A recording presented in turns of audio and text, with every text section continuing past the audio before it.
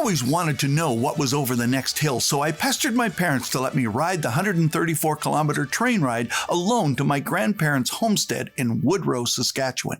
Grandpa had a challenge for everything, and he taught me delayed gratification from the train station to his home. He would get an ice cream cone and see who could make it last the longest. Make it last the 16-kilometer trip home. The ice cream tastes much better the longer it lasts. But this week, we're celebrating because of Mother's Day coming up, and we're going to talk about Grandma Hunter. I'm Jungle Jim Hunter, and you're listening to 831 Living Your Best Life podcast, where we inspire participation, communicate precision, empower performers to podium, and you can tell your friends and relatives and people you know to go to their favorite podcast provider or junglejimhunter.com or YouTube and subscribe, download, like, rate, and review us, and become an 831er. Someone who makes a difference in other people's lives because we've made a difference in inspiring you to live your best life. Well, we would arrive for supper from the train, and Grandma Hunter would ask us to wash up and get ready to eat supper. She would ask if we were hungry and then add that she hoped we were because, well, she had made a special meal and pie for dessert. And then add, with a smile, "We'll put ice cream on top." I smiled at Grandpa because we had swallowed the last bite just before we arrived home, so Grandma wouldn't know we had dessert first. As Grandpa would say, my best life ever journey was shaped by the kindness of time, words, and lessons with my grandparents. Jim and Ada Hunter. Ada Hunter, as she was known by everyone else, but Grandma by me, made Sundays very special. She had meals fit for a king, and Grandma served on the best china with proper etiquette. They lived through World War I and dirty 30s and World War II and knew what it was like to be living day to day. They had the strength of character needed to get through the pain and the problems. And Grandpa was a blacksmith and a farmer, and I learned a lot about how to shape things for life working with him in the blacksmith shop. But it was the time I spent with Grandma Hunter and what she did as a mother in raising my dad that shaped things that gave me confidence for what I was to do ahead.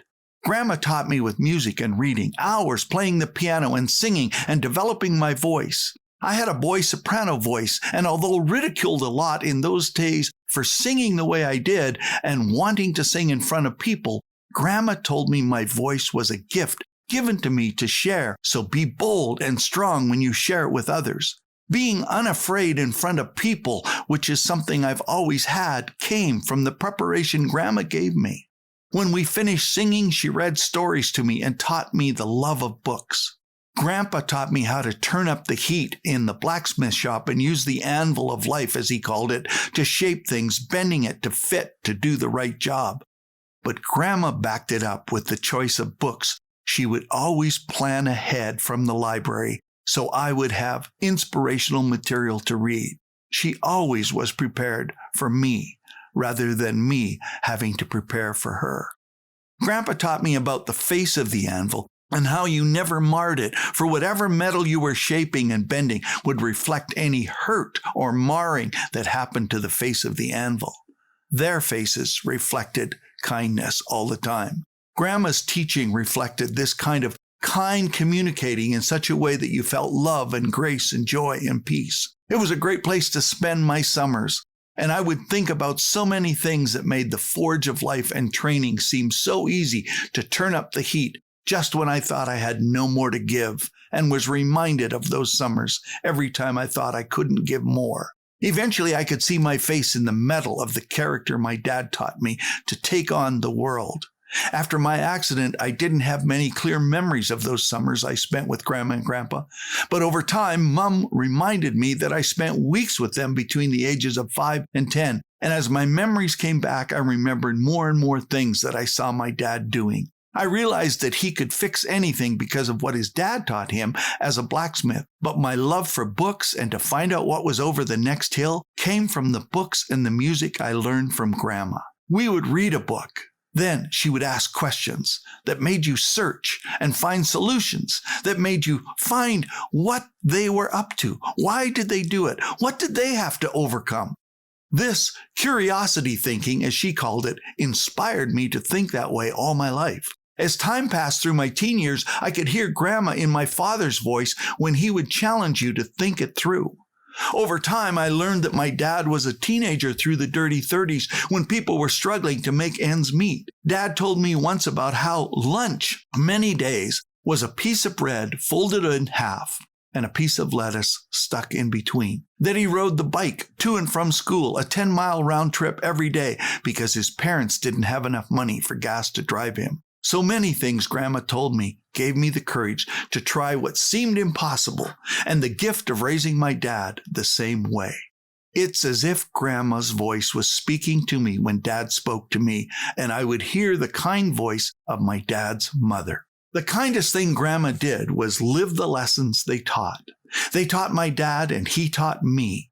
It was what I observed in their lives that made the biggest difference, giving me a solid and strong perspective to live the best life ever.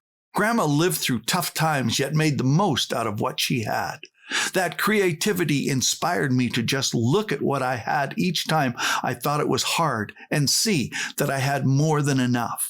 If I would just go as far as I could, she would say, when you get there, you will see what you have to do next. But you can't see what you have to do next if you don't start. Thank you, Grandma Hunter, for raising my dad to think, create, and study people in history. Thank you for teaching me curiosity thinking. Why did they have to do what they did? Who did it benefit? Where will it take us? What's important now? When does it have to be done? And how will it help everyone? Thank you, Grandma Hunter, for giving me the tools for the best life ever, and for giving me a dad who taught me what you taught him. Thank you for listening, folks. I hope you will have grown and will be living your best life the next time we meet. My quote for the day: people who ask lots of questions are curious, and there is a great chance they will have the answers.